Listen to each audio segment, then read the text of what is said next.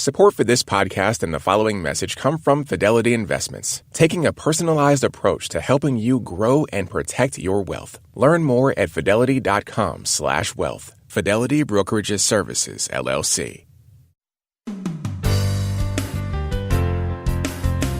From NPR and WBEZ Chicago, this is Wait, Don't Tell Me, the NPR News Quiz. Hey, Thanos, forget the Infinity Stones. Listen to my infinity tones.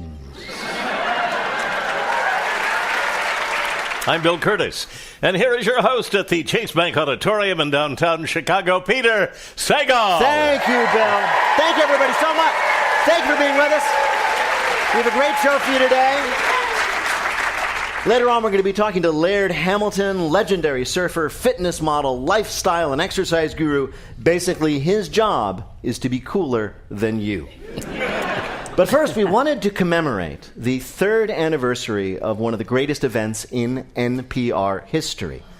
On April 28th, 2016, on Take Your Child to Work Day, a child reached out, an adorable little finger, pushed a button, and took NPR off the air during Morning Edition. It sounded a little bit like this. Jeffrey Katzenberg will stay behind at DreamWorks to work on... That silence lasted for 73 seconds, which is a period of time that we in the radio business call forever. But due to the popular response to this event, NPR has created a new corporate holiday, which we celebrated this past week, Leave Your Damn Child at Home Day. Anyway, we really want to hear your voice, so give us a call. The number is 1-888-WAIT-WAIT. That's 1-888-924-8924. Now let's welcome our first listener contestant. Hi, you are on Wait, Don't Tell Me. Hi, how are you? I'm good. Who's this? This is Miyuki from Irvington, New York. Irvington, New York. So what do you do there in Irvington? I'm a musician. Are you really? And I am. Do you make your living doing that? Because I know that's hard to do. Well, you know, making a living is sort of kind of a big stretch, but yeah, I guess Well, welcome to the show, Miyuki. Let me introduce you to our panel. First up, a comedian currently on tour with Dana Gould in the Show with Two Heads. Info at danagould.com. It's Bobcat Goldthwait. Next, the host of the daily podcast TBTL and the public radio variety show Livewire, which will be back at the Alberta Rose Theatre in Portland on May 16th. It's Luke Burbank. Hey, Miyuki. They're saying Miyuki. Miyuki. And finally, a comedian you can see in Santa Rosa, California, May 18th at the Luther Burbank Center for the Arts. And in St. Paul, Minnesota, on June 7th at the Fitzgerald Theater. You can hear her on the podcast Nobody Listens to Paula Poundstone. It's Paula Poundstone. So, Miyuki, welcome to the show. You know how this works. You're going to play Who's Bill this time. Bill Curtis right here is going to recreate for you 3 quotations from the week's news. Your job correctly. Identify or explain 2 of them. Do that, you win our prize, the voice of anyone you may like from our show on your voicemail. You ready to play? I am indeed. All right. Your first quote is a pronouncement from the President of the United States. Welcome to the race, Sleepy Joe. That was the President, in his own way, welcoming somebody who finally announced he was running for President. Who is it? Mr. Joe Biden. Joe Biden! After just flirting with a presidential run, you know, coming up behind it, rubbing its shoulders, Joe Biden announced on Thursday he's entering a race with 8 declared women candidates at a time when Democrats are obsessed with rampant sexism. And the opening line of his announcement email was, quote, America is an idea based on a founding principle, all men are created equal. Now, in so many ways, Vice President Biden just still has the touch. He made his announcement via video, of which he said, you know, when I was a kid, we used to call these talkies. And he presented himself sort of as an everyman candidate. It doesn't matter what race, age, gender, or sexuality you are. Joe Biden wants to smell your hair.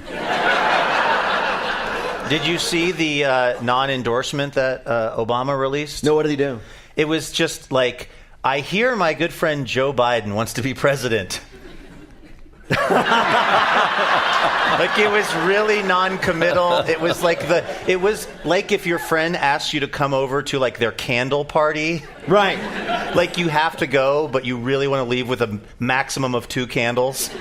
Well, the problem is, his connection to Obama is his primary selling point. He was, of course, Obama's vice president for 8 years, and people still like Obama in the Democratic Party. So people might vote for him. This is his theory. People will vote for him for the same reason you invite somebody you don't really like to your party because you hope he'll bring his hot friend. It's interesting. It turns out that, of course, Joe Biden, like Mayor Pete Buttigieg, is a millennial. In Biden's case, it's because he is 1,000 years old. Yeah. If you take the age of his hair plugs and the age of his teeth, the average of his body parts is like 37 years old. That's true. It's just so many, Yeah. I'm thinking maybe, I don't know, maybe the runoff should be like Red Rover, Red Rover. Yeah. Or maybe something more akin to the Hunger Games. Arm them, All right, Miki, your next quote is from game show legend Ken Jennings. I don't feel I get enough credit for making small, sensible wages, which helped the show with its prize budget. Mr. Jennings was responding to the historic winning run of James Holzhauer, the current champion of what game show? Of Jeopardy. Yes, Jeopardy! Everybody is calling James Holzhauer a genius. His crazy method, go for the questions worth the most money, right? So instead of choosing, the first one at the top, it's like $100. He's like, choose the one at the bottom, it's $500. His genius strategy is basically the same one as Steph Curry's. Do the thing that gets more points. Do you know I was on Jeopardy once? I played for a charity, and my charity had to give money back to Jeopardy. Really? Yeah. They had to throw out some orphans from the shelter because you had taken so much money from them. Trips were taken away from ailing children. I was on a game show in Australia where I was tanking, so I just started slapping the other people's buzzer. Because I knew enough. Over? Yeah, I could see when I was on the camera or not, and I would just hit the other person's buzzer. I swear to God. And they go, Sophie! And she's like, he keeps hitting my buzzer. And I go, lady, you're going to lose. Just lose. Don't drag me into it. That's a true story. Am I the only panelist who has not been on a game show? I have sometimes gotten home early and watched Jeopardy, but then rewound it on the DVR and then rewatched it with my wife, so I seem like really smart. Is that What's crazy, of course, is people are criticizing this guy because he's too good. He's taking all the fun out of Jeopardy. He's just going to win. He's showing off. On the day of his biggest win, he calculated out the right wager so that his total, when he won, was a tribute to his daughter's birthday. And all of the bitter nerds watching him said, oh, great. He had sex once, too. All right, Miyuki, here is your last quote. You'd be well advised to manage your expectations and, given its 3-hour-plus runtime, your fluid intake. That was NPR's own Glenn Weldon giving some advice to people going to see what big movie this weekend? Going to see The Avengers Endgame. You even got the chapter title right. Yes, The Avengers Endgame. As you might remember, at the end of last year's Avengers Infinity War, half the superheroes dried up and blew away. The sequel, which takes place 5 years later, is about the survivors coping with the fact that superhero dust is highly allergenic. So this is the film that finally brings all the beloved comic characters together: Iron Man, Captain America, Spider-Man, the Hulk, Snoopy, Garfield, the guy from the Mr. Yuck stickers, and the cast of Family Circus. They'll be able to find the little one because you'll see a little broken line of where he went when he jumped over the swing set. Yeah, the person who defeats Thanos is the ghost of Grandpa. It'll be awesome. Are you guys excited to see this? Only if it starts with Thanos snorting the other. He's just doing mad lines. Doing lines of Spider-Man off a mirror? That's the worst. Well, they became powder. All right. I will tell you this thing. This is actually true, that there is because the movie is so long, as you heard, some people are concerned about, when you can take a bathroom break. There's no intermission. So there is an app that you can download in your phone, and you press the app button when the movie starts, and it will alert you at good times to go to the bathroom. Now I have a new reason to hate other people in the movie theater. Right. Yeah. So people are messing around with their phones while you're trying to watch a movie. Exactly. See, we've already been discouraging this for years. And now we're encouraging it. Now they're encouraging it. Yeah. Exactly. This is exactly what pissed Thanos off. I know. Yeah. This is why he had to kill half the You know people. what? Because you're looking at your phone in the movie theater, half of you must die. What if you're in the movie, you're an actor in it, and then your scene comes up and it says, "Hey, now's a good time to take it." You'd be like, I put my heart into this scene. Bill, how did Miyuki do on our quiz? Miyuki cut his way through our questions like an Avenger. 3-0. Congratulations, Miyuki. Thank you. Thank you so much for playing. Bye-bye.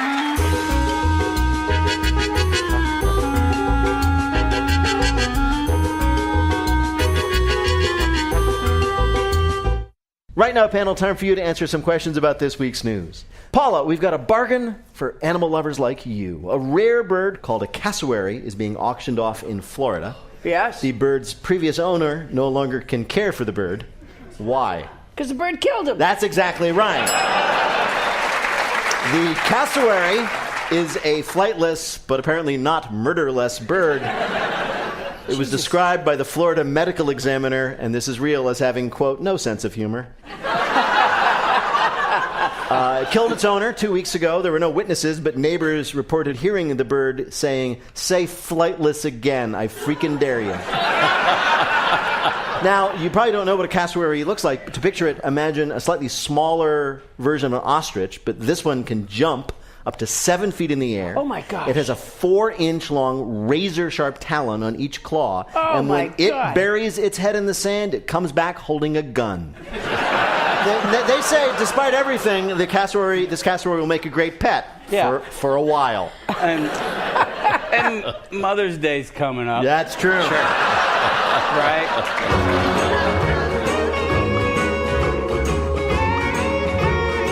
Coming up, it's Infrastructure Week, finally. In our Bluff the Listener game, call 1-888-WAIT-WAIT to play. We'll be back in a minute with more of Wait, Wait, Don't Tell Me from NPR. Support for this podcast and the following message comes from Zoom. When you can't be there in person, Zoom. Zoom is used by millions to connect face-to-face across town or around the world. Share files, video, anything, and connect through any device, desktop, laptop, tablet, smartphone, or conference room system. Zoom video conferencing, Zoom Room, Zoom video webinars, and Zoom Phone let you do business at the speed of Zoom. Visit Zoom online to set up your free account today. Meet happy with Zoom. This week on Rough Translation, I found out this crazy thing. The word in French for ghostwriter is France's version of the N-word. Oh, I literally was like, what?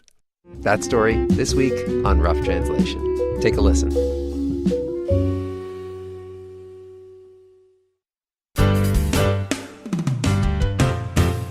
From NPR and WBEZ Chicago, this is Wait, Wait, Don't Tell Me, the NPR News Quiz.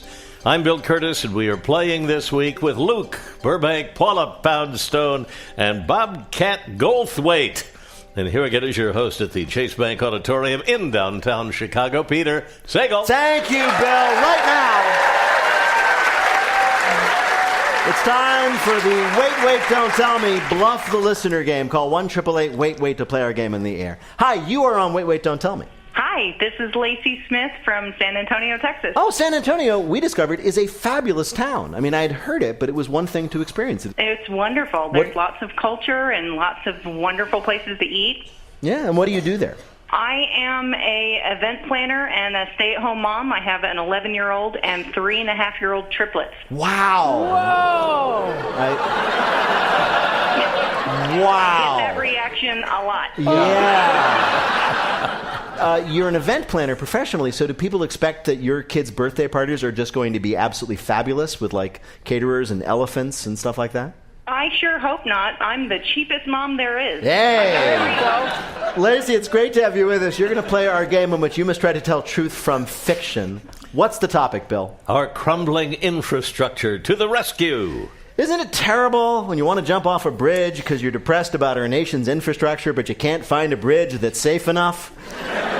This week, though, bad infrastructure did good. Our panelists are going to tell you about it. Pick the one who's telling you the truth, and you'll win our prize, the Wait Waiter of your choice, on your voicemail. Are you ready to play, Lacey? Yes, sir. All right, first let's hear from Luke Burbank.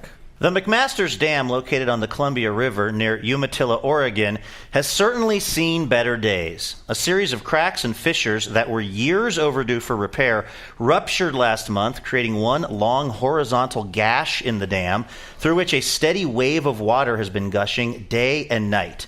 It's been called a catastrophe by the Army Corps of Engineers, a disaster by local farmers, and totally epic by Surfer Magazine, who recently declared the wave the sickest surf spot in America. Because it turns out the gushing water forms a perfectly tube-like barrel of water that has become the destination for serious surfers from around the world. People like 24-year-old Chasen Bradford from Vallejo, California, who tried to describe the wave to a confused Wall Street Journal reporter. Brah, it's like, you got the best barrels ever, dude. You just drop in and whoop-pow, you smack the lip and you get pitted. So pitted, you know? The reporter did not know. But eventually got to his real question, asking Bradford if he felt nervous surfing in front of a dam that could burst at any moment and bury him under 1.3 million acre-feet of water. Bradford responded by pulling up his shirt and exposing a Hakuna Matata tattoo. It means no worries for the rest of your days, he added without irony. The town of Umatilla is enjoying a surge in tourism and actually sees this as a long-term boon to the local economy, since once the dam does burst, the 3 local funeral homes will be doing brisk business dealing with Chasen and his buddies for the foreseeable future. All right. Surfers taking advantage of a leaking dam on the Columbia River. Your next story from the Bridge and Tunnel crowd comes from Paula Poundstone. Paramedics in Omaha, Nebraska were rushing a man to the hospital fearing for his life. His heart was racing 200 beats a minute, which could mean imminent heart attack or heart failure. Then, fortunately for him, the ambulance hit a pothole, which jolted the patient so hard his heart regained its normal rhythm. Dr. Andrew Goldsweig of the Nebraska Medicine Health Network said of the man's condition, quote, "One way to treat that is with an electrical shock. Classically, you'll see it on television, the paddles, clear, and the big jolt. Turns out you can do that with a pothole." When news of this gets out, Philadelphia's historic cobblestone paved streets will be jammed with cars filled with drivers and passengers with racing hearts. This heart-healing pothole bounce may frame any move towards an infrastructure bill as an assault on healthcare interests. On the other hand, it could lead to van loads of cardiologists secretly filling potholes in the dead of night. A pothole in Omaha saves a man's life when his ambulance hits it and it fixes his heart rate. Your last story of decay being okay comes from Bobcat Goldthwait. The tiny town of Cresco, Iowa is enduring what might be legitimately called, politely, a poop storm. Because of recent massive flooding, the centuries-old sewer system has been overwhelmed and the drains are acting in reverse, causing a town-wide craptastrophe. Homeowners have strolled into their bathrooms and discovered that their sinks, baths, toilets have become Bellagio-like dancing fountains of waste. A petition has already gathered 1,200 signatures, almost half the population, to change the town's motto to Cresco, Iowa, even worse than before. One resident who will not be signing the petition, though, is Tanya Idle, who says the situation is a miracle, quote, like Jesus' own septic tank backing up. She walked into her bathroom this week to find her long-lost engagement ring had appeared right there on the floor. I can only hope it came from the sink, she said. All right, one of these 3 things happened. Is it because of a failing dam, a small town in the Columbia River is now a tourist spot, being overwhelmed with happy surfers? That's from Luke. From Paula, a pothole saves a man's life as the ambulance hits it and fixes his heart rate. Or from Bobcat, a poop storm in Iowa miraculously returns a woman's wedding ring from the depths. Which of these is the real story of an infrastructure failure being a success? Well, I love Paula, and I'm going to go with her story of the pothole. You're going to go with Paula's story of the pothole in Omaha. To bring you the correct answer, we spoke to a reporter who covered the real story.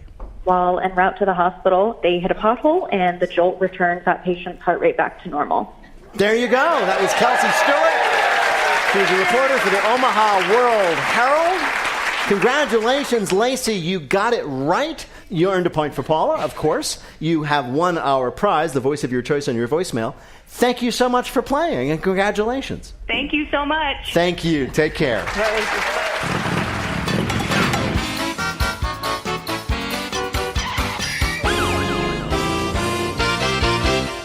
And now the game where talented people are confronted with a challenge that requires no talent at all. It's called Not My Job. Laird Hamilton is the most famous surfer who's never won a surfing competition, and he's never won one because he's never entered one. Instead, he spends his time doing remarkable things like setting the record for the biggest wave ever surfed. He has a new book out called Life Rider. We are pleased to welcome him now. Laird Hamilton, welcome to Wait, Wait, Don't Tell Me. Thank you very much for having me. So I wanted to check that, too, because when somebody said your name, I was like, yeah, of course, Laird Hamilton, the champion surfer. But it turns out, am I right that you've never actually entered a surfing competition? I surfed in a couple when I was a kid when there was a T-shirt for the prize. But as soon as the money came into it, it seemed like that changed the dynamics, and I opted to not participate. We understand that it's not surprising you've spent your life on the water because you were actually born in water. Well, that's it. Well, I was born using a bathysphere, which was actually almost like a hairdresser's vacuum that went over my mother's stomach and relieved the pressure on the abdomen. So I wasn't birthed in a tub, but I did have a unique birthing process. Let's just put it that way. Yeah. Do you think that ended up sort of steering the course of your life? I would like to say it didn't affect me, but other people disagree. I'm going to ask you a basic question. What is your job, Laird Hamilton? I would say innovator. I like innovation, and I've made a career as an athlete. I've subsidized my surfing with a lot of different things. Laird, when you surf, like for a living, who pays you? Well, just sponsors. And how do they know to do that? I mean, you're a guy with a surfboard, and you go to the beach, and there's a wave, and you surf it, and then somebody runs over and gives you a check. Yeah, well, no, you ride a giant wave, somebody takes a picture, they put it on the cover of National Geographic, and then a company says, we'd love to give you some money and try to get on National Geographic again. and that I just want to make it clear to Paul and everybody else, that actually happened, right? Yes. So what do you think, in your estimation, is sort of the craziest or riskiest or maybe even most foolish thing you've ever done because you wanted to? There's a long list. It's just, we don't have enough time, but, I've done some crazy paddles between islands. I paddled from Corsica to Italy one time, and we were kind of lost at night paddling around in the middle of the Mediterranean. Gosh. I've had some other, I was in Russia, and I fell through a glacier when I was helicopter snowboarding in some military helicopters. And wait a minute, hold on. That happened to you too? You got a ride on a Russian military helicopter to a glacier in Russia. Yes. And then you went snowboarding down the glacier. Yeah, but I fell through a cornice at one point. We'd been riding most of the day, and I was hiking behind one of my partners, and I fell through a cornice that, had I been in the wrong, a couple feet over, I might not be, on this phone call right now. So first of all, was it hard to get the Russian military to let you do that, or they were like, Laird Hamilton, we love your shorts? No, it wasn't anything about Laird. It was more like, money for vodka. Yeah, okay. And there was a couple bullet holes in it, in the bird, and And you still got in? There was a pilot; he was flying it. So. A pilot you paid with vodka. That's a very low bar. It's refreshing to hear an American that has no problem admitting that the Russians helped him. Yeah. I guess. So let's take one of those instances. You've fallen through a glacier and you're in a big hole in the ice, or you are somewhere between Corsica and Italy you're on a paddleboard or a surfboard on that particular trip. Paddleboard. So you're standing there on a board in the middle of the ocean. It's dark. You don't know where you are. Has there ever been a point where you said, "Oh man, I screwed this up now," or have you? Do you just not ever like lose your faith? No, there's been a lot of those. Really? Yeah. Really? You're like, oh yeah, man, more than once. Yeah. Wow. I think you get kind of good at it. Actually, you're like, oh, here I am again. Yeah. I hope I make it out of this one. You're somebody other people admire so much, and I'm just wondering if you've ever found yourself in a moment going, "Man, I wish I'd become a CPA like Mom wanted."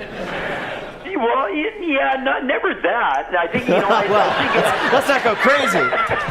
Let me get straight. You snowboard glaciers, but the most terrifying thing is being a CPA? Well, I understand that one of the things that you're doing is you have a really rigorous, I don't know, exercise program is not sufficient, right? It's kind of a training program you offer to people. Yeah, well, we have an experience called an XPT, which kind of stands for exploring performance training, but it really is a lifestyle program, and it's really about recovery, move, and breathe. I don't know how accurate this is, but somebody told me, oh yes, that's the program where you have to go underwater and lift weights while holding your breath. There is that part. So that's part Would of you the call that the recovery? That's part of recovery, and not just killing you like a normal weight program might make you go into a gym and lift weights, but you, because you're more generous to people, make them go underwater. Yes, actually, if we use the weights to hold us down, and we do a lot of explosive jumping. Wait a minute, you use the weights to hold you down in the bottom of the pool? Yes. How many clients have you lost? None that we know of. All right. But I haven't looked in the pool today.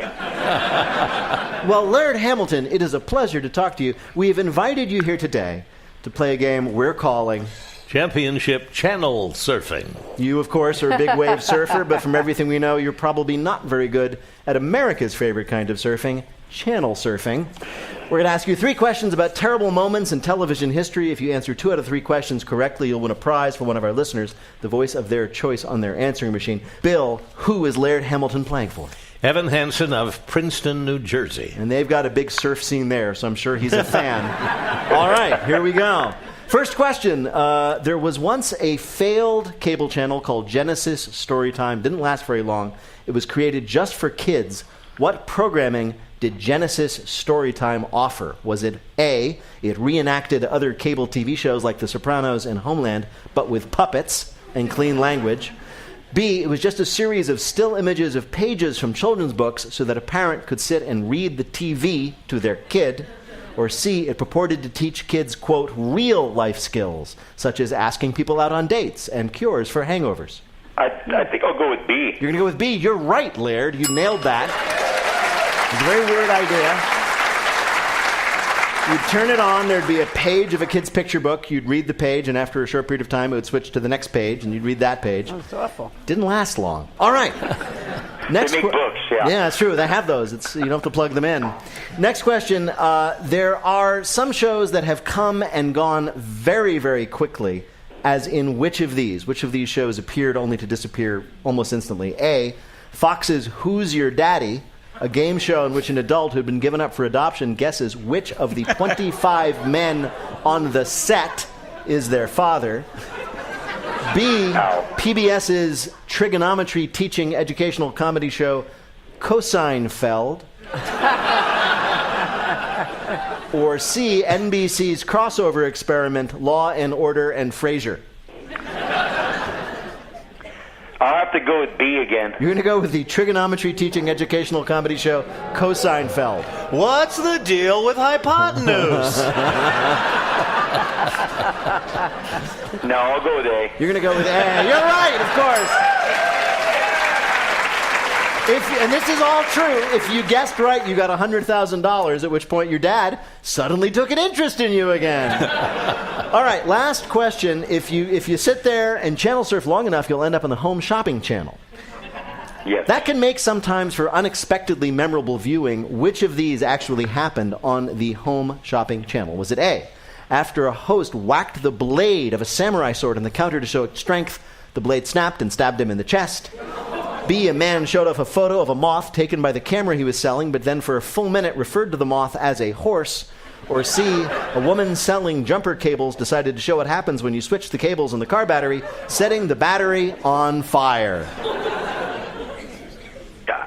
I'm excited. I'm going samurai. You're going to go with the samurai sword. You're right, but then again, all of them really happened. And you thought the home shopping channel was dull. I felt like they all could have, but somehow I just kind of like this. Yeah, me too, I have to say. Samurai sword, knife, stabs the guy, yeah. Out of the three of them, that's the one that I would be most likely to do. So, yeah, I agree with you. Bill, how did Laird Hamilton do in our quiz? He got them all right. Of course he did. He's Laird Hamilton. Good Lord. Laird Hamilton is a legend of surfing and many, many other things. His new book, Life Rider, is out now. Laird Hamilton, thank you so much for joining us on Wait, Wait, Don't Tell Me. A pleasure to talk to you. Thank you.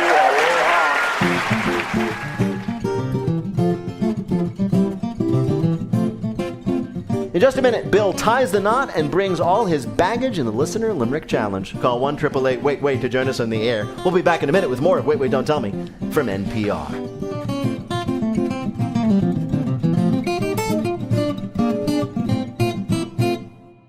We'd like to thank our sponsor, who brings you this message, Discover, who alerts you if they find your Social Security number on any one of thousands of risky websites. Discover believes there are some things that you just need to know. It's just another way Discover looks out for you, not just your account. And best of all, Social Security alerts are free for Discover card members. All you have to do is sign up online. Learn more at discover.com/free alerts. Limitations apply. Hey there, it's Joshua Johnson, the host of 1A. Often the news is full of hot takes and snappy comebacks, but on the Friday News Roundup, we take the time to go deep with guests who know the big stories inside out. Catch the Friday News Roundup in the 1A podcast on the NPR One app or wherever you get your podcasts. From NPR and WBEZ Chicago, this is Wait, Wait, Don't Tell Me, the NPR News Quiz. I'm Bill Curtis. We're playing this week with Paula Poundstone, Bobcat Goldthwait, and Luke Burbank. And here again is your host at the Chase Bank Auditorium in downtown Chicago, Peter Sagal. Thank you, Bill. In just a minute, Bill is recalling your Rhymain lettuce in our Listener Limerick Challenge. If you'd like to play, give us a call at 1-888-WAIT-WAIT. That's 1-888-924-8924. Right now, panel, we have some more questions for you from the week's news. Bobcat, in response to a recent incident, lawyers in the UK are scrambling to figure out whether or not it's illegal to deny someone housing based on their what? Smell. No. Their weight? No, not their weight. Although you're on the right track, because in fact somebody was denied housing. I'm going to say it again, but with more confidence. Their weight? No. It's a physical thing. Not quite. I'll give you a hint. It's like it does make sense because Libras never pay their rent on time. Because they're into the astrology. Right. That's the answer. Is it legal to deny someone housing because of their astrological sign?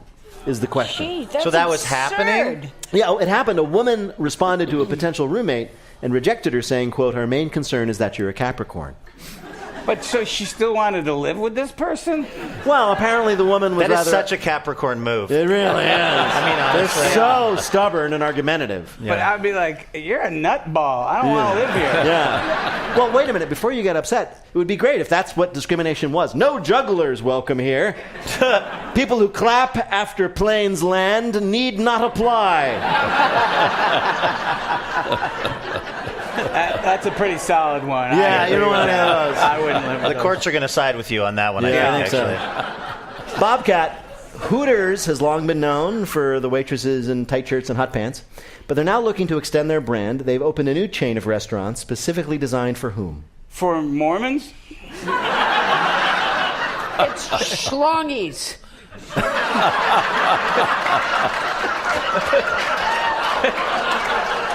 I have no idea. You have no idea. Well, it's like you go there and you say, "That's right, Timmy. It's a sound an owl makes and nothing else." So it's Hooters. But for I'm trying to work clean. But you can. That's the point. I know. I'm trying to work clean. You bring your kids, and so yes, you just said it. So Hooters it's for kids. Hooters for families. It's called Hoots.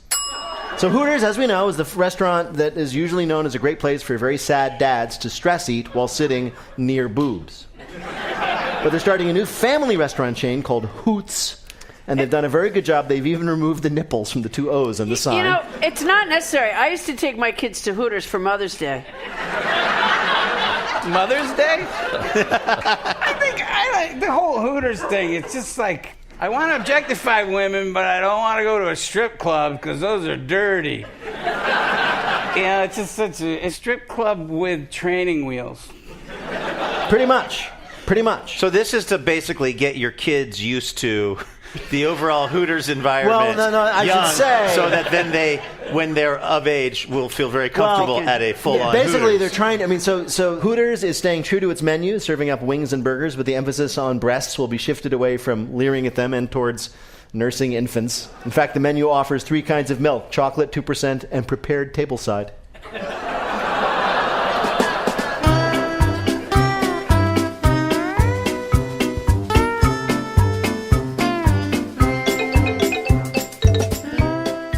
Coming up, it's Lightning Fill in the Blank, but first it's the game where you have to listen for the rhyme. If you'd like to play on air, call or leave a message at 1-888-WAIT-WAIT.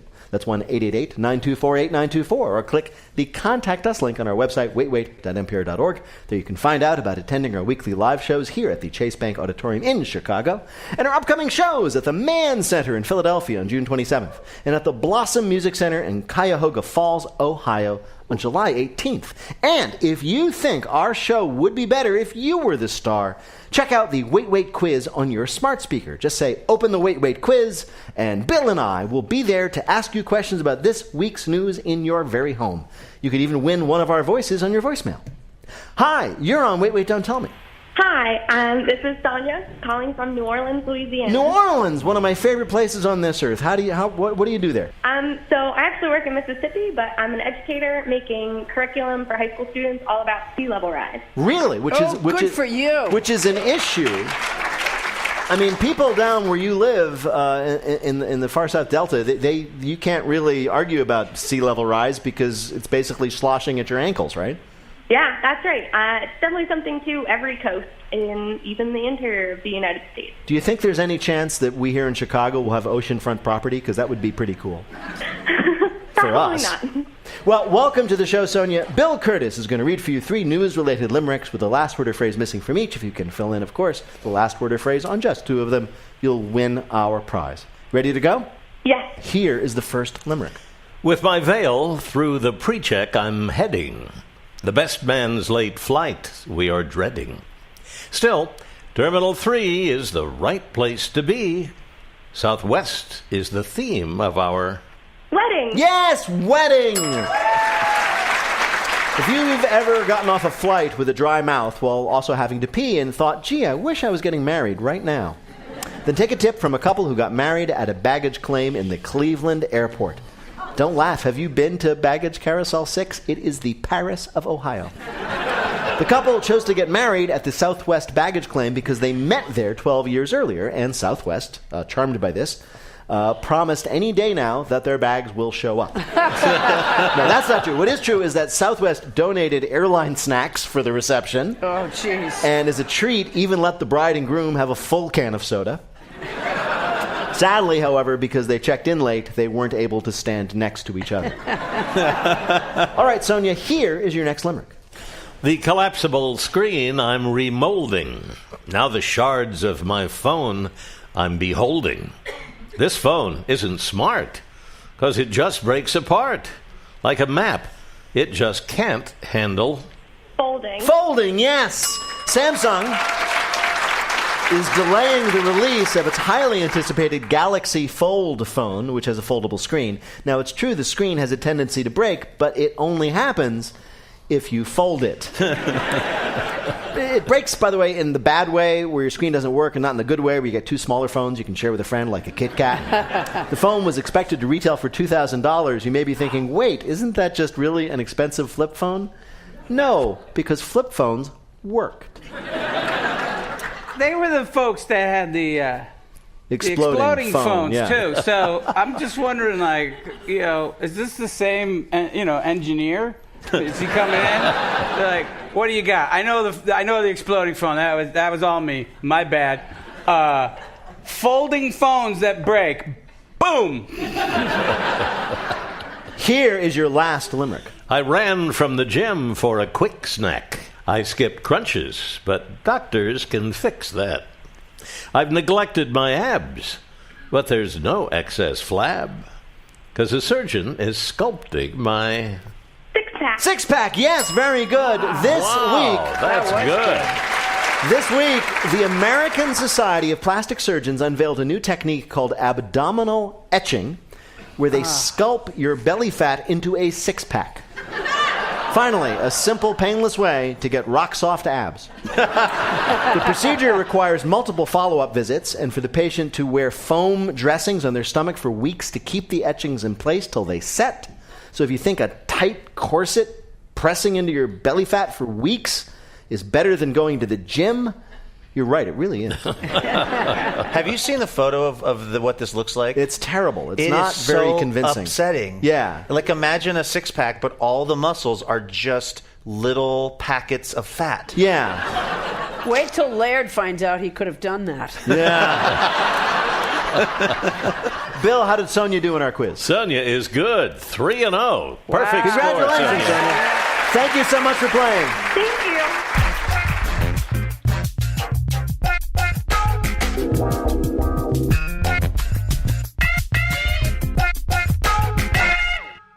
Support for NPR and the following message comes from Panera Bread, here with your breakfast wake-up call. At Panera, breakfast to go no longer means to settle. Try their new maple glazed bacon, scrambled egg and cheese breakfast wrap, and pair it with a new Madagascar vanilla cold brew, all made 100% clean and ready to go with rapid pickup at the push of a button. Breakfast is the most important meal of the day, and that means compromising is not an option. Panera, food as it should be. Support for NPR, this podcast, and the following message comes from Choiceology, an original podcast from Charles Schwab. Choiceology examines the forces that affect our perceptions and decisions, like why we underestimate how long a project will take, or think an outcome was obvious in hindsight. Host Katie Milkman explores questions like these and shares strategies for making better choices in life. Download the latest episode and subscribe at schwab.com/podcast or wherever you listen. Now on to our final game, Lightning Fill in the Blank. Each of our players will have 60 seconds in which to answer as many fill-in-the-blank questions as he or she can. Each correct answer now worth 2 points. Bill, can you give us the scores? Bobcat leads the pack with 3, and Paula and Luke each have 2. We have flipped a coin, and Paula has elected to go second. That means, Luke, you are up first. Here we go. Clock will start when I begin your first question. Fill in the blank.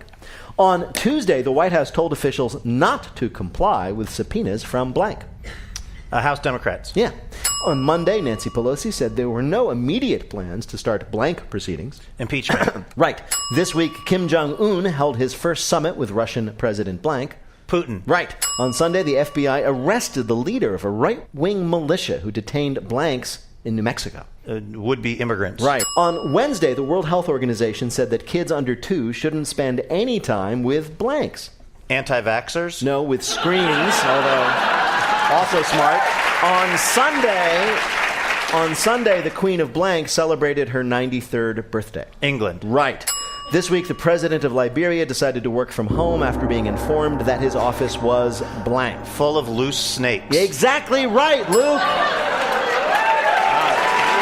The snakes were reported... They don't like snakes either. No, after snakes were reported emerging from holes in the president's office building, the president announced he'd be telecommuting, vastly exceeding my own standards for deciding to work from home. The snakes commented, "Oh, he's at home? Good, we'll be right over."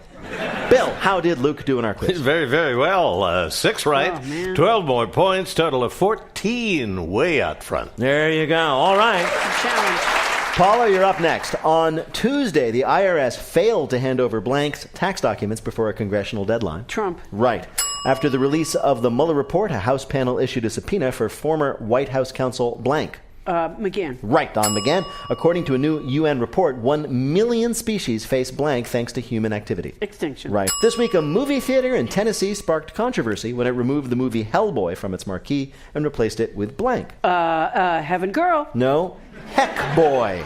Oh, my God. On Sunday, it was revealed that nearly 100 runners from China had falsified their times to get into the blank marathon. The Boston Marathon. Right. This week, both Rite Aid and Walgreens raised the minimum age to buy blanks to 21. Cigarettes. Right. An Airbnb listing for rental in Scotland is booked years in advance, despite the fact that renters are required to blank while staying there. They're booked years in advance. They're required to hold their breath while they stay there. No, they're required to work at a bookstore from 9 to 5. Wow! If your idea of the perfect vacation is working retail 8 hours a day in a room filled with cat dander, check out The Open Book, an Airbnb rental in Scotland. Includes 2 bedrooms, a bathroom, and a fully operational bookstore you need to manage while staying there. If you're interested but can't afford the trip to Scotland, you can probably book a room at a Motel 6 next to an Amazon distribution center. I would go work in a bookstore. And You'd be paying to do it. You realize that? Yeah, doesn't matter. I applaud your literary spirit. Yeah, I work for NPR. Bill, how did Paula do in our quiz? Decent. 5 right, 10 more points, 12, trailing Luke, of course, by 2. All right, and how many then does Bobcat need to win? 6 to win. Okay, Bobcat, this is for the game. Fill in the blank. Following the bombings on Easter weekend, the defense minister of blank resigned on Thursday. Sri Lanka. Right. On Tuesday, the first criminal charges were filed against a drug CEO for his part in the blank crisis. The opioid. Right. This week, reported cases of blank reached the highest rate in 25 years. Chlamydia. Measles. Measles, yes, I'll give it to you. On Monday, Herman Cain withdrew his name from consideration for a spot on the board of the blank. HUD. No, the Federal Reserve. Yeah. Police in Australia say they shouldn't have any trouble identifying a thief who wore a grocery bag over his head to hide his identity and then blanked. And then took it off? Yes, but I'll give it to you. He took the bag off so he could have a place to carry his loot. He's like, I need a bag. Oh, I got one right here. This week, China revealed plans to build a base on blank. The moon. Yes, on Tuesday, 2 brothers implicated in an attack alleged to be a hoax filed a defamation lawsuit against the lawyers for blank. Jesse. Jussie Smollett. Very good. Archaeologists were shocked this week when a piece of fossilized poop revealed that 1,500 years ago, a hunter-gatherer blanked. Pooped. Well, they knew he did that, but the discovery was that he ate an entire rattlesnake, whole, including the fangs. Oh, I was going to say that. Oh. Researchers say they've never seen anything like the recent find in a dig in Texas, which contains the remains of an entire rattlesnake, including a fang. The archaeologists say the fossil provides great insight into the ancient man's life, but also poses a lot of questions, like how bad does your breakup have to be before you eat your feelings with a live rattlesnake? That man was Laird Hamilton's grandfather. It's true. It's also possible that bar bets were invented far earlier than previously thought. Yeah, it was the birth of Jackass. Bill, did Bobcat do well enough to win? Hold on, this just in. Bobcat got 6 right, 12 more points. He wins with 15. Congratulations, Bobcat. I'd like to thank my team. Yeah. In just a minute, we'll ask our panelists to predict what will be the Jeopardy question that finally sinks James Halshour. Special thanks to Stock and Ledger for satisfying our need to feed. Wait, Wait, Don't Tell Me is a production of NPR and WBEZ Chicago in association with Urgent Haircut Productions, Doug Berman, Benevolent Overlord. Philip Gotica writes our limericks. Our public address announcer is Paul Friedman. Our house manager is Tyler Green, assisted by Simon Tran and Mary DeOlio. Our interns are Alex McOwen and Rachel Klepper. Our web guru is Beth Novi. B.J. Liederman composed our theme. Our program is produced by Jennifer Mills, Miles Dornboss, and Lillian King. Special thanks this week to Marnie Shure. Our anonymous source, well, he's Peter Gwynn. Technical direction is from Lorna White. Our business and ops manager is Colin Miller. Our production coordinator is Robert Newhouse. Our senior producer is Ian Webby Winner Chillog. And the executive producer of Wait, Wait, Don't Tell Me is Mike Danforth. Now, panel, what will be the question that finally dooms James Halshour? Bobcat Goldthwait. What is the male equivalent of Hooters? If only he listened. Paula Poundstone. What is how to tie your own shoes, Alex? And Luke Burbank. Who let the dogs out? Who? Well, if any of that happens, we'll ask you about it on Wait, Wait, Don't Tell Me. Thank you, Bill Curtis. Thanks also to Bobcat Goldthwait, Paula Poundstone, and Luke Burbank. Thanks to all of you for listening. You're the best. I'm Peter Sagal. We'll see you next week.